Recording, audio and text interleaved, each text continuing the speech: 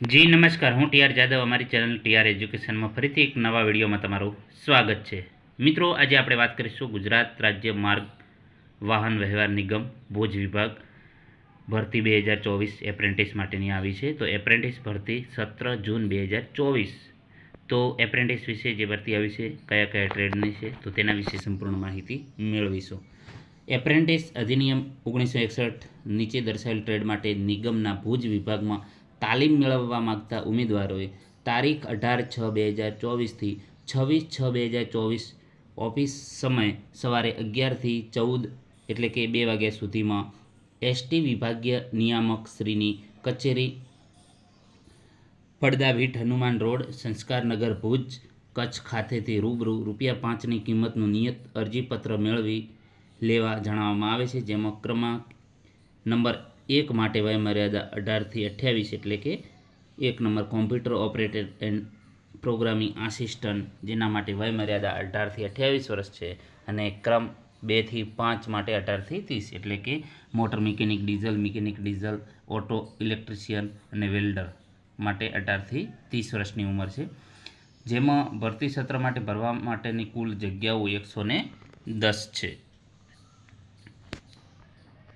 તો ક્રમ નંબર 1 થી 4 માટે શૈક્ષણિક લાયકાત ITI પાસ અથવા તો ધોરણ 10 પાસ, તેમજ 1 થી 4 જેમાં computer operator and programming, motor mechanic, diesel અને ઓટો ઇલેક્ટ્રિશિયન જેમાં ધોરણ 10 પાસ, ITI પાસ અથવા ધોરણ 10 પાસ, તેમજ ક્રમાંક નંબર 5 નંબર જે વેલ્ડર માટે ધોરણ 9 પાસ હોય તેવા ઉમેદવારોએ અરજીપત્રક સંપૂર્ણ રીતે ભરી જરૂરી પ્રમાણપત્રોની ખરી નકલ સાથે તારીખ 26/6/2024 સાંજના 18 કલાક સુધીમાં ઉપરોક્ત સરનામે પરત કરવાનું રહેશે.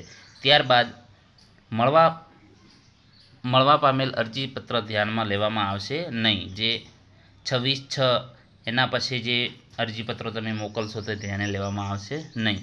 તાલીમ દરમિયાન સ્ટાઇપેન્ડ સરકારશ્રીએ નક્કી કરેલ ITI પાસ તેમજ ફ્રેશર કિસ્સામાં લાગુ પડતા ધારાધોરણ પ્રમાણે ચૂકવવામાં આવશે.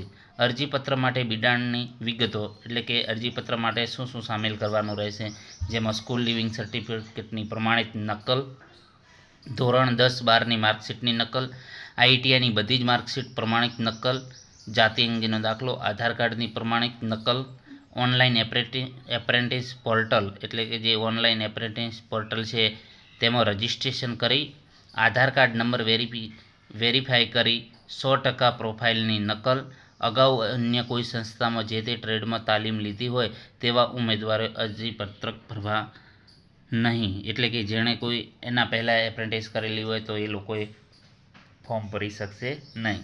વિભાગીય નિયામક ST ભુજ, જે તમે અહીં જોઈ શકો છો મિત્રો. તો મિત્રો, આજે આપણે ST વિશે જે ભરતી આવી છે ભુજ વિભાગમાં, તો તેના વિશે સંપૂર્ણ માહિતી મેળવી. જો વિડીયો પસંદ આવે તો લાઇક કરો, શેર કરો અને મિત્રો અમારી ચેનલને સબસ્ક્રાઈબ કરવાનું ન ભૂલતા. Thank you for watching this video.